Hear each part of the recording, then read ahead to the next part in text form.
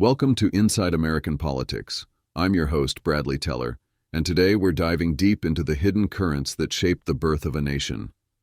Forget what you think you know about the American Revolution. This isn't just about tea parties and taxation without representation. This is a story about rum and molasses, mosquitoes and rifles, self-made men and stubborn frontiersmen who refused to bow to anyone. Picture this.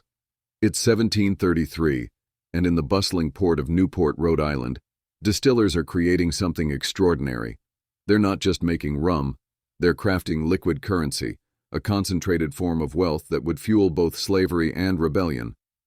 These New England distillers had discovered that by concentrating more alcohol into each gallon, they created the perfect trading commodity for purchasing slaves on Africa's west coast. Some even produced an extra strong version specifically designed for this horrific purpose. But here's where it gets interesting. The British sugar planters and their London financial backers had a problem. These enterprising New England distillers weren't buying their molasses from British sugar islands. No, they were getting their raw materials from the French sugar islands at competitive prices. Why? Because France had banned rum production in its own colonies to protect their domestic brandy industry, leaving French sugar producers eager to sell their molasses surplus. If you want to dig deeper into stories like this, where global trade, political intrigue, and clever loopholes shaped history, download Scoob, the AI-powered podcast app that gives you access to over 1,500 podcasts. Whether you're fascinated by trade policy, colonial power plays, or the hidden forces driving economic history, Scoob makes it easy to go beyond the headlines. Download Scoob from the App Store or Play Store today and unlock a world of curated knowledge, one story at a time. This economic reality was about to collide with imperial politics in a way that would echo through the centuries. The British sugar producers were losing the economic war on two fronts. French competition was crushing them in European markets, and now their own colonial cousins were buying from the enemy. So they did what any struggling industry does. They lobbied for government protection. Enter the Molasses Act of 1733, imposing a crushing duty of 6 pence per gallon on molasses, imported from non-British sources. On paper, this seemed logical. Force the New England distillers to buy British molasses, support the empire, everyone wins. Except the British sugar islands couldn't produce enough molasses to meet demand, and the French product was superior in quality. Had this act been strictly enforced, it would have devastated New England's economy. Remember, rum accounted for a staggering 80% of their exports, and colonists were consuming nearly 4 gallons per person per year, men, women, and children. But here's what the British didn't count on: American ingenuity and defiance. The colonists simply ignored the law. They smuggled molasses, bribed customs officials, and created an elaborate network of corruption that made enforcement nearly impossible. Most customs officers, appointed in England, chose to stay there and pay others to do their jobs overseas. These local deputies often sympathized more with their colonial neighbors than their distant masters in London. Within a few years, over 5/6 of colonial rum was made from smuggled molasses. In Boston alone, distilleries exploded from 8 in 1738 to 63 by 1750. The Molasses Act had accomplished something the British never intended. It made smuggling socially acceptable and undermined respect for British authority. This was the first crack in the foundation of empire, and rum was flowing through it like a river. But why were Americans so ready to defy authority? To understand this, we need to examine the unique character that was forming in the New World. From the earliest days, America attracted a specific type of person, those seeking escape from Europe's rigid social systems. As the French immigrant J. Hector St. Jean de Crèvecoeur observed, "The rich stay in Europe. It is only the middling and the poor that emigrate." These weren't the privileged elite, but Puritans fleeing religious persecution, younger sons disadvantaged by primogeniture laws, and adventurers seeking opportunities unavailable in a closed society. Life on the frontier demanded self-reliance. The scarcity of official positions prevented the development of a large bureaucratic class, minimizing the culture of dependence that characterized European society. The few positions that did exist were often filled by individuals the British system considered rejects, the lazy, inept, or marginal characters of Britain's patronage network. American colonists grew to despise these representatives of British authority. Alexander Hamilton would later deride them as ministerial tools and court sycophants. With no opportunities to climb the London-based ladder of patronage and finding local official roles occupied by England's least desirable exports, Americans had no choice but to rely on their own abilities. British visitors were consistently amazed by the lack of hierarchical deference in America. One observed a spirit of levelism across the country. Another noted that a sense of equality minimized the deferential behavior typically shown by lower classes to their superiors. In Philadelphia, distinctions among citizens were minimal compared to any other civilized city globally. Wealth alone conferred no special status because every man expected to achieve equal footing with his wealthy neighbor. Benjamin Franklin embodied this ethos perfectly. He declared that boasting about one's ancestors merely highlighted one's own insignificance and emphasized the value of judging people by their own merits. This was the Protestant work ethic in action, shaped by Puritanism's profound impact on American culture. Edmund Burke captured this spirit when he contrasted the reverential fear Englishmen had toward authority with the fierce spirit of liberty characteristic of Americans. He observed that American Protestantism was fundamentally opposed to mental or theological subjugation. It was dissent refined to an exceptional degree. This was the cultural foundation upon which revolution would be built. While the colonists were developing their independent spirit, they were also creating the tools that would make their rebellion possible. Hidden in the workshops of Pennsylvania and scattered across the frontier, master gunsmiths were crafting weapons that would change the course of world history. The American long rifle evolved from European designs, but it was uniquely adapted for New World conditions. Starting with the shorter-barreled Swiss-German Jaeger hunting rifle, American gunsmiths created something revolutionary: lighter weapons with barrels extending up to 4 feet, often personalized with names and intricate designs. The key innovation was rifling, spiraling grooves cut into the barrel bore that spun the projectile, dramatically improving accuracy. This was cottage industry at its finest. A master gunsmith, often with just an apprentice or two, would create custom rifles for clients he knew personally from church or market. John Dillon captured the poetry of this craftsmanship in 1924.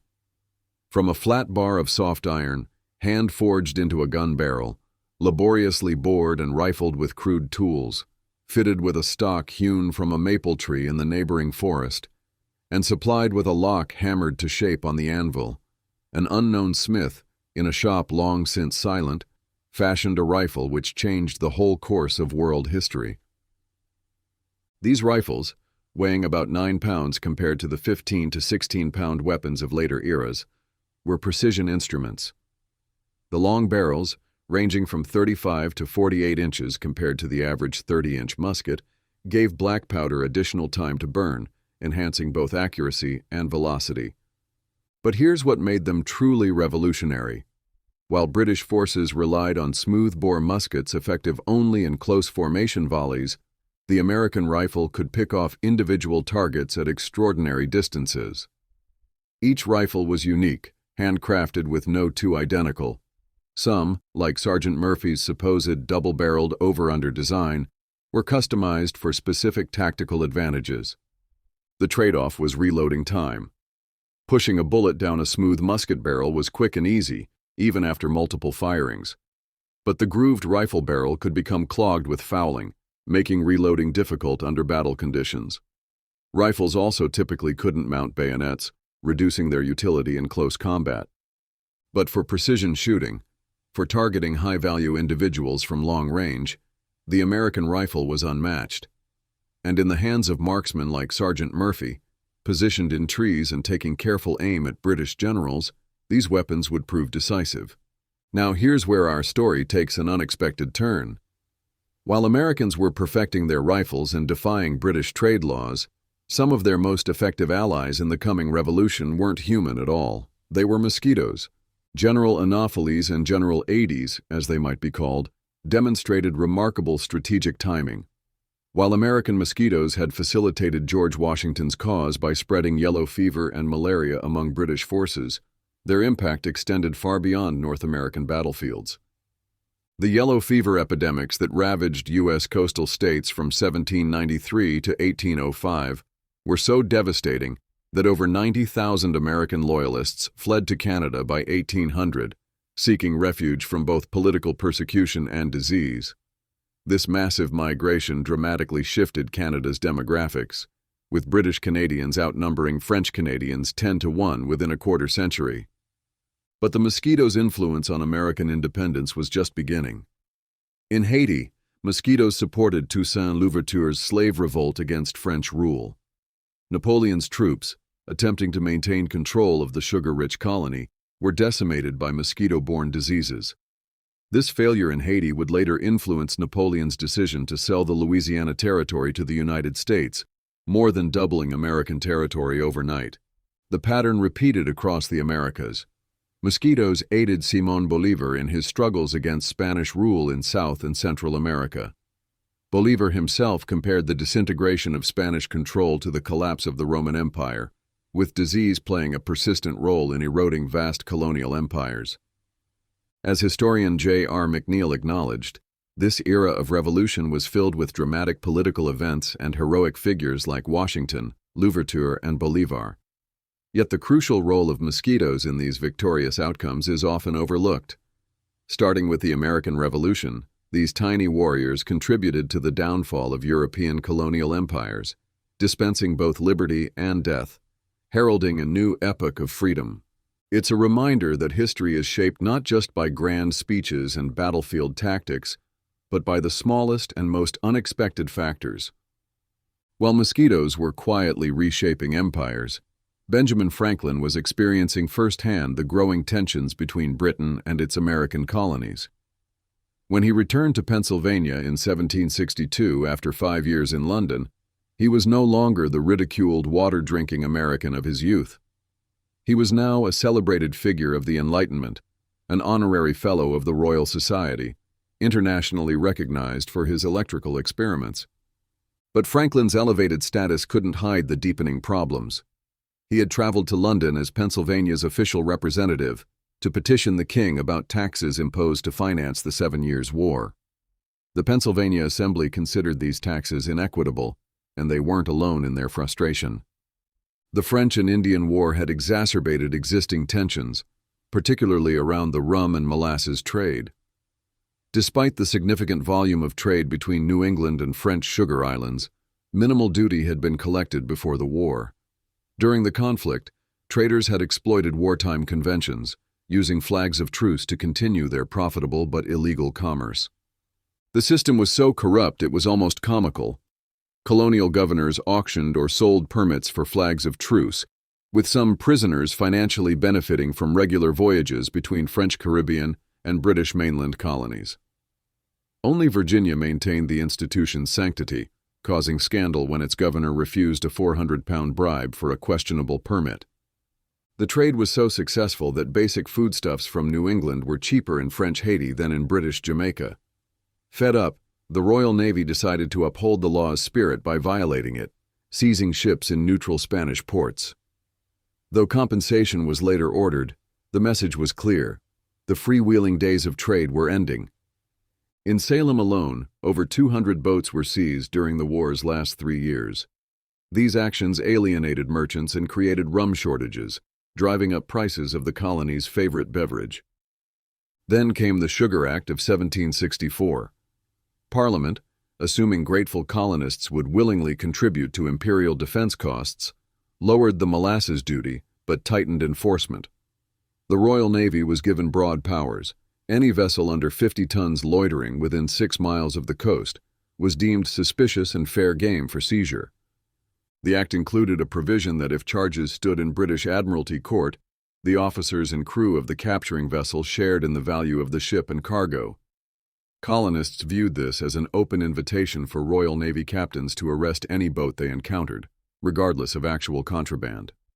Worse still, the act imposed duties on imported wines, including Madeira, the preferred drink of wealthy planters.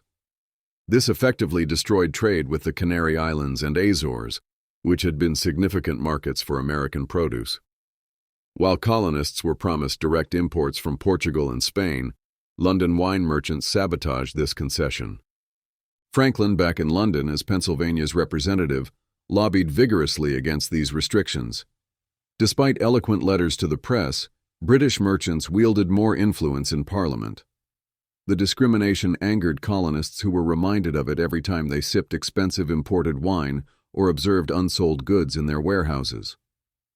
In his 1765 Poor Richard's Almanac, Franklin offered practical advice for making wine from wild grapes and improving corn spirits to be preferable to rum. As he noted, since colonists couldn't sell surplus corn to foreign islands, why not turn it into spirit and thereby lessen the demand for West India rum? By July 10, 1776, the tensions that had been building for decades finally erupted. On that day, newspapers began disseminating the Declaration of Independence, which hadn't yet been signed, while British naval forces bombarded New York from the Hudson River. The timing was remarkable.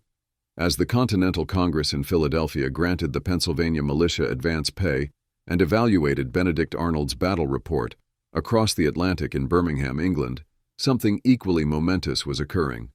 John Wilkinson, a prominent ironmaster, was hosting Samuel Moore, Secretary of the Royal Society for Arts, Manufacture, and Commerce, who had come to witness advances in steam power and iron production. Joined by potter Josiah Wedgwood and Matthew Boulton, these men spent their evening at the Boulton and Watt factory in Soho. After dinner, Boulton provided a history of the steam engine, showcasing an improved early model with a new Wilkinson cylinder. Then something extraordinary happened that perfectly captured the spirit of the age. As Wilkinson's biographer recorded, the four men took off their coats, rolled up their sleeves, and dismantled the engine piece by piece to understand the detail of its working. They then reassembled it and had it running satisfactorily again by evening. Think about that moment. As Americans were delving into the workings of political revolution, these Englishmen were engrossed in technical revolution. Both groups were taking apart complex systems to understand how they worked, then rebuilding them better. A decade later, Lord Sheffield would reflect on these parallel developments. After Britain's defeat in the Revolutionary War, he compared technological advances to the loss of American colonies, suggesting that innovations by Mr. Court in iron production, Boulton and Watt's steam engines, and Lord Dundonald's coal processing methods could yield greater benefits than retaining 13 rebellious colonies. The irony wasn't lost on observers. America wasn't entirely disconnected from technological progress. A steam engine had been pumping water from a New Jersey copper mine since 1755, and Connecticut inventor John Fitch was testing steamboats on the Delaware River. But while the British pursued industrial revolution, Americans were creating political revolution. And the instruments of that political revolution, the rum trade, the rifles, the mosquitoes, and the stubborn independence of frontier culture, were about to be tested in ways no one could imagine. The anger over the Sugar Act was compounded by the Stamp Act of 1765, which mandated that official documents, liquor licenses, newspapers, and calendars be stamped at cost before issuance. Opposition was so strong it provoked unprecedented colonial unity. In November 1765, representatives from 9 colonies gathered in New York for a Stamp Act Congress, adopting a declaration of rights and grievances against the British Crown. But the British government seemed determined to alienate its American subjects further. The Quartering Act of 1765 required colonists to house British troops in their barns, inns, stables, and homes of wine and spirits dealers, providing 5 pints of beer daily per soldier. When the New York Assembly refused compliance, colonists celebrated with a street party featuring roasted ox, a hogshead of rum, and 25 barrels of ale.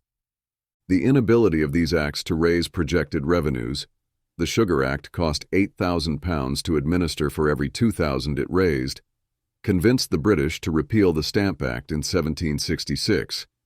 But it was replaced by the Townshend Acts, levying duties on common imported products with enforcement again left to the Royal Navy and Admiralty courts, effectively stripping suspected transgressors of jury trial rights.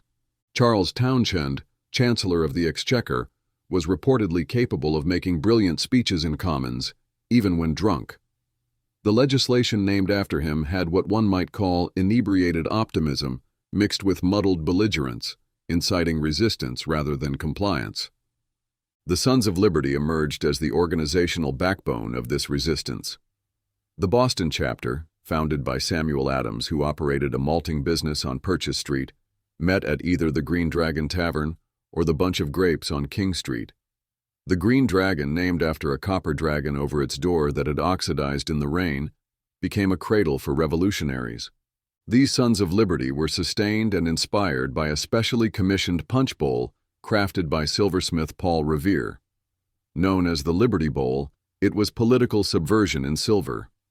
One side bore the inscription honoring the glorious 92 members of the Honorable House of Representatives of the Massachusetts Bay, who, undaunted by the insolent menaces of villains in power, voted not to rescind their resistance. The bowl held exactly 45 gills of punch and weighed 45 ounces, with Sons of Liberty names engraved around its rim. Every drink from that bowl was an act of defiance, every toast a step toward revolution. Alcohol had become central to the growing discord between Britain and its colonies. The destruction of the rum trade, the closure of markets to American goods, and the resultant price inflation of alcoholic beverages directly impacted most Americans. Submission to a parliament where they had no representation and which ignored their grievances held no appeal. Instead, they fostered stronger intercolonial ties through circular letters and associations dedicated to opposing British injustices. The revolution was brewing, quite literally, in the taverns and distilleries of America. Fast forward to 1791. The United States had won its independence, but now faced the challenge of actually governing. The nation was drowning in Revolutionary War debt, and Treasury Secretary Alexander Hamilton had a solution: a federal excise tax on distilled spirits. By this time, American drinking habits had shifted dramatically. Rum, the beverage of the colonial and revolutionary periods, had given way to whiskey. As settlers moved westward away from seaboard ports, they found whiskey perfectly suited to frontier life. Many Scotch-Irish settlers brought grain distilling knowledge, and unlike rum, whiskey could be produced anywhere without imported ingredients that could be taxed or blockaded. By 1791, western Pennsylvania alone had over 5,000 pot stills, one for every 6 people. Whiskey had become what rum once was: a compact form of wealth, a medium of exchange, and a social lubricant for everything from birth and death rituals to legal document signings. Hamilton's excise tax seemed reasonable to Eastern minds. It would generate revenue and potentially curb excessive drinking. The law, enacted in March 1791, allowed distillers to pay either an annual levy or an excise duty of at least 7 cents per gallon. But Western frontier inhabitants saw this very differently. The tax applied at the point of production, not sale, meaning even whiskey for private consumption or barter, was subject to excise. Many settlers had fled to America to escape government interference and revenue collectors, only to find the new federal government behaving like the British they had fought to overthrow. The law also highlighted deeper divisions about federal versus state power. Easterners were more amenable to federal law precedents, while Southerners and Westerners resisted. The requirement that offenders be tried in federal courts in Philadelphia rather than local courts seemed to favor Eastern Federalist interests. James Jackson of Georgia warned in the House of Representatives that the excise would deprive people of distilled spirits, their sole luxury. He questioned what other excises might follow, suggesting that even washing a shirt could be taxed in the future.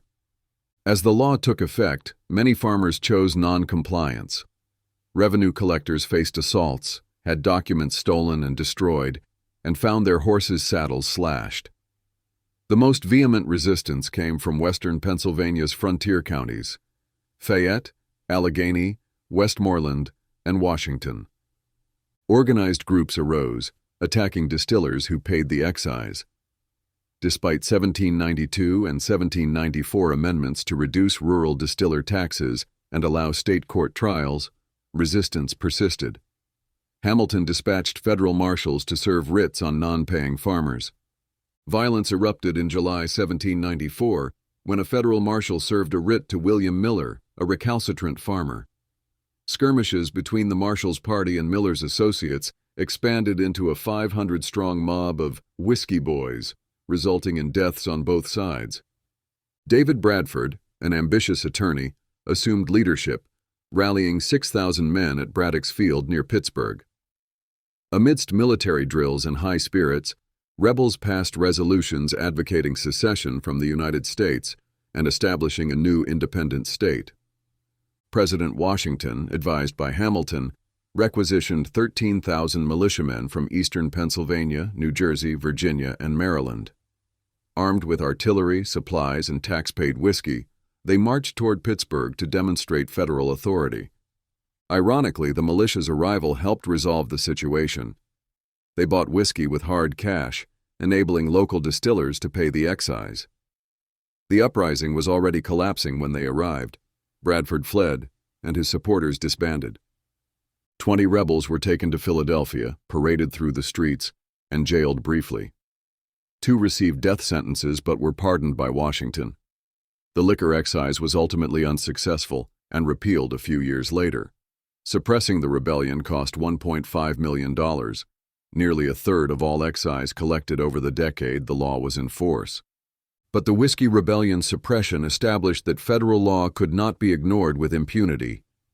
It was a defining moment for the young republic, proving that the United States government had both the will and the power to enforce its authority. Many Scotch-Irish rebels migrated further west to Kentucky after the rebellion, where they began producing whiskey from corn and rye.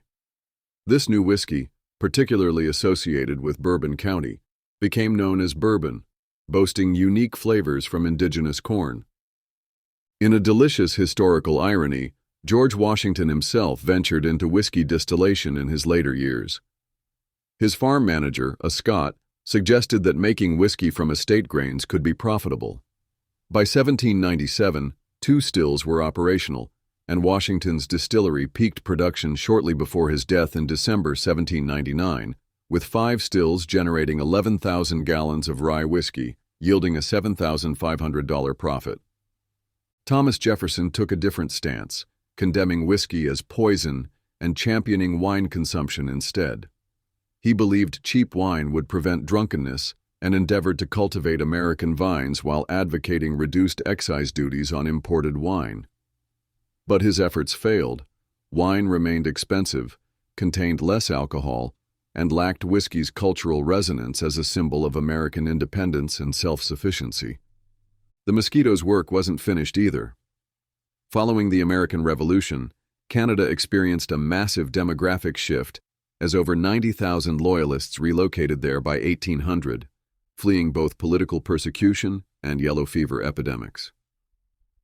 The Treaty of Paris in 1783 had retained Canada for Britain, but it was small consolation. Britain ceded British Florida to Spain, gave France Senegal and Tobago, and handed over all territory east of the Mississippi River to the United States. The American Revolution initiated a ripple effect of rebellions against European colonial rule across the Americas, with mosquito-borne diseases continuing to shape the destiny of nations. These disease-driven conflicts inadvertently contributed to American westward expansion and the fulfillment of manifest destiny. From the Molasses Act of 1733 to the Whiskey Rebellion of 1794, alcohol had been central to America's journey toward independence and self-governance. It served as economic catalyst, political flashpoint, and cultural symbol. The taxation of rum and molasses initiated the estrangement between Britain and its American colonies, while the whiskey excise tested whether the new republic could govern itself. John Adams, reflecting years later on the significance of rum and molasses in American independence, acknowledged that molasses was a crucial ingredient in liberty itself, noting that many great events have originated from much smaller causes. As we reach the end of our journey through these untold stories, we see that the American Revolution wasn't just about grand philosophical principles or heroic battlefield moments. It was forged in the everyday experiences of ordinary people who refused to accept limitations imposed by distant authorities. The rum distillers who smuggled molasses from French islands weren't thinking about political theory. They were protecting their livelihoods. The gunsmiths crafting rifles in Pennsylvania workshops weren't philosophers. They were artisans perfecting their craft. The whiskey distillers of western Pennsylvania weren't rebels by choice. They were farmers trying to turn their grain into something valuable. But collectively, these individual acts of defiance and self-reliance created something unprecedented. A culture that believed in self-invention, that trusted individual merit over inherited privilege, that preferred the risks of freedom to the security of submission. The mosquitoes that aided American independence remind us that history is shaped by forces beyond human control or understanding. The American long rifle demonstrates how technological innovation emerges from practical necessity. The transition from rum to whiskey shows how cultural preferences adapt to changing circumstances. And through it all runs the thread of resistance to unjust authority, whether British colonial officials, federal tax collectors, or anyone who would limit the American capacity for self-determination. These stories reveal the true spirit of the American Revolution, not as a single dramatic event, but as a gradual awakening to the possibility that ordinary people could shape their own destiny. From the Green Dragon Tavern, where Sons of Liberty gathered to drink from Paul Revere's Liberty Bowl, to the western Pennsylvania hills where farmers turned grain into liquid gold, Americans were learning to govern themselves one drink at a time. The revolution succeeded not because of any single great leader or decisive battle, but because it grew from the soil of American experience, pragmatic, individualistic, suspicious of authority, and absolutely convinced that with enough ingenuity and determination, any problem could be solved. That spirit, distilled through centuries like the finest whiskey, remains the essence of the American experiment. And that's a story worth raising a glass to toast. Thank you for joining me for Inside American Politics. I'm your host, Bradley Teller, and if today's journey through history sparked your curiosity, don't forget to like, follow, and subscribe on Apple Podcasts, Spotify, YouTube, or wherever you're listening. Your support helps us keep these forgotten stories alive and thriving.